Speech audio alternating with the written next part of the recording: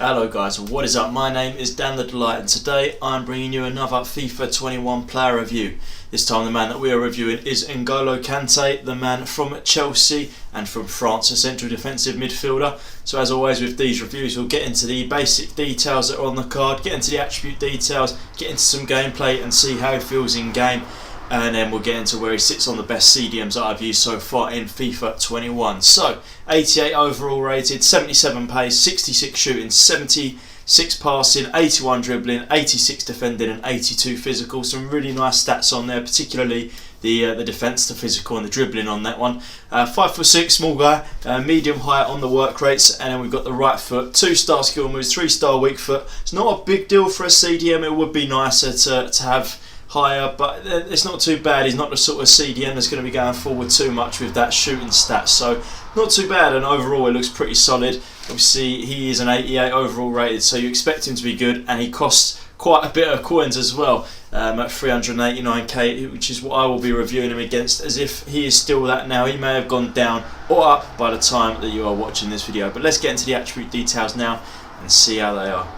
So 77 pace, made up of 79 acceleration, 76 sprint speed. You know, pretty standard for a midfielder, pretty good to be honest, for a central defensive midfielder especially. Pretty good stats there. 66 shooting, which isn't too much of a big deal, but we'll go for it anyway. 72 attack positioning, 65 finishing, 71 shooting, or shot power, sorry.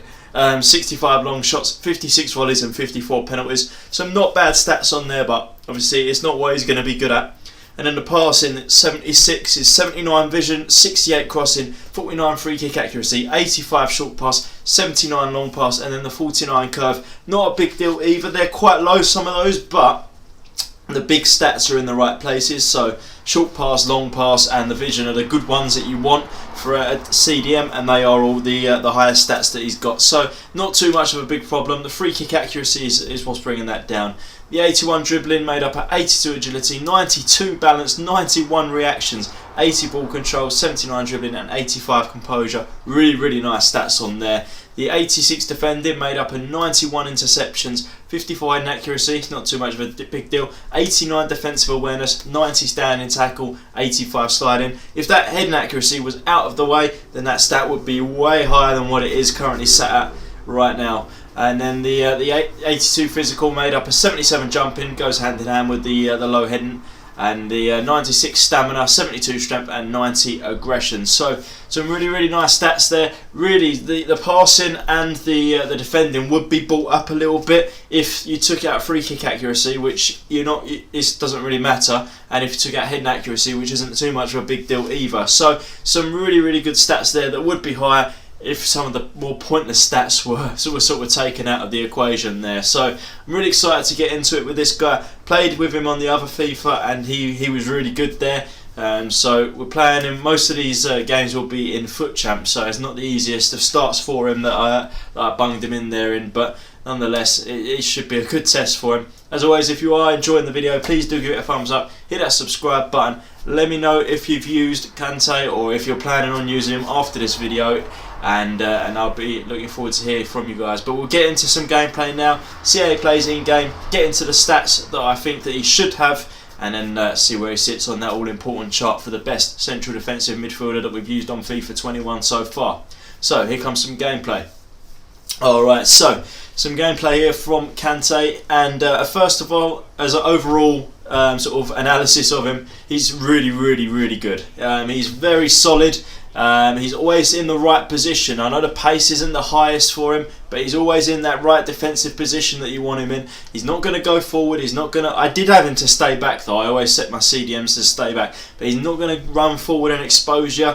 He's not going to score goals. That's not what he's about. He didn't score a single goal for me, and that's okay because he was so good at everything else. His passing was really good. This is the typical Kante move: is they'll be on the attack. Kante will intercept the pass, Kante will feed it to your attacking midfielder or striker, attacking midfielder or striker will shoot and hopefully score. That is the basic analysis for Kante. That is what he does. He gets in the way, he gets his foot in, he gets an interception in, passes to your cam passes to your striker or runs at them and scores himself, and then you are away. That is basically him in a nutshell. His defending is incredible. One of the better, well, probably the best use that I've noticed of like interceptions, of pushing people off the ball, of standing tackle, sliding tackle, just the whole complete package. He has it all. His passing was really, really good. His dribbling was decent as well when it needed to be, but I didn't really dribble with him too much because his pace isn't the best. That's one thing that probably was a little bit low, is the pace, but we expect that. It's not the high point of the card. He's the sort of player that's going to get in, get the tackle, get the pass out, and you're away.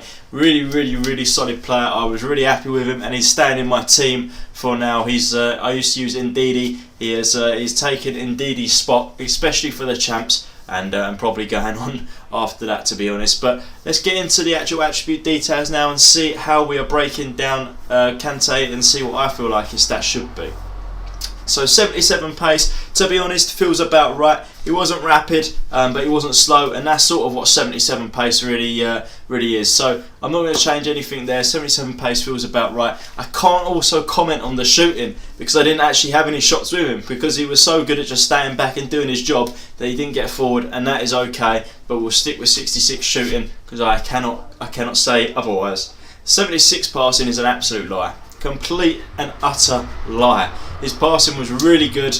I guess it's the crossing, free kick accuracy and curve. You take them out of the picture and they're not the most important ones, and you've got a much higher passing. So it did feel a lot higher, and we're going to go for an 84-85 for that. It's a big jump, I know, but that is what he felt like. He felt super, super good at passing, just distributing the ball where it needed to go. Top notches for me. Dribbling as well needs to come up a little bit. I know he wasn't like a Kevin De Bruyne sort of dribbler that's just going to weave in and out. He was a bit slower, but he did do some weaving, and we're going to give him an 82-83. Go up to 83 for him. Give him a two notch extra on the dribbling there. Really good, really solid, and he did do the dribbling when he needed to. I didn't use him too much for that because that's not what you're buying a central defensive midfielder for. And then the 86 defending, now that has got to come up as well. I know 86 is a really solid number, but I feel like it is better than that, especially that defensive awareness. It's incredible. He's always in the right position. I'm going to bring his defending up to an 89, which is a really, really high stat. But if you take into consideration, I gave Aubameyang about a 90 shooting, I'd say his defending is just as good as Aubameyang's shooting. So in that instance, we have to give him a 90 for the defending. And the physical can come up a little bit as well. His strength, he was pushing people off the ball quite a bit. So I'm going to have to bring that strength up, which in turn brings the physical right up as well. So we'll go 85 for the physical. So some really nice stats I've given him there. 77 pace, 66 shooting, 85 passing, 83 dribbling, 90 defending, and an 84 physical. Really, really good stats. That's how it felt to me in game, and it's definitely a very, very solid CDM.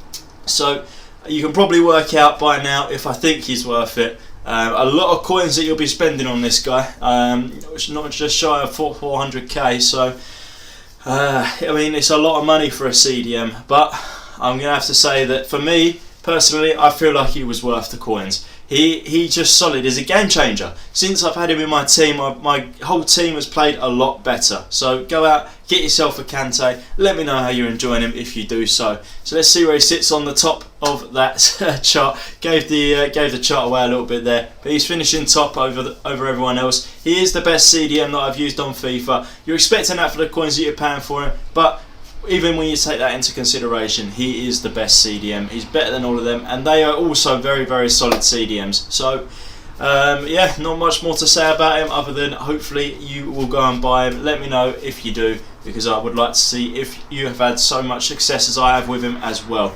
As always, if you did enjoy this video, please do give it a thumbs up. Hit that subscribe button for more FIFA 21 player reviews. More coming every single day. Loads on the channel already. And as always, thank you for watching. Bye bye.